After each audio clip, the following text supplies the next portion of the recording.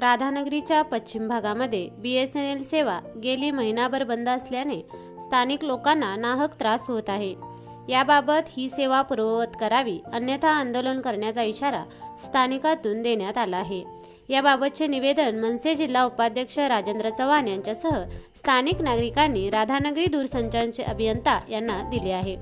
दाजीपूर, ओलवण, शिवाचीवाडी, डिगस या अतिदुर्गम डोंगराळ भागामध्ये दाजीपूर व शिवाचीवाडी येथे BSNLचे टॉवर कार्यान्वित होते, परंतु गेली 1 महिन्याभराच्या कालावधीपासून ते बंद स्थितीत असल्याचे स्थानिकांनी सांगितले आहे। यामुळे सर्व ऑनलाईन व्यवहार ठप्प असून सर्वांचा दैनंदिन संपर्क तुटला आहे। सध्या मारलेले रिचार्जही वाया गेले आहेत। या ठिकाणी कायमस्वरूपी देखरेखीसाठी कर्मचारी ठेवावा व भागातील नागरिकांना चांगली सेवा पुरवावी अशी मागणी ग्रामस्थ करत आहेत। गेली महिनाभर कंटाळलेल्या ग्रामस्थांनी 2 दिवसात सेवा सुरळीत न झाल्यास BSNL राधानगरी कार्यालयावर मोर्चा काढणार असल्याचे निवेदनात म्हटले आहे।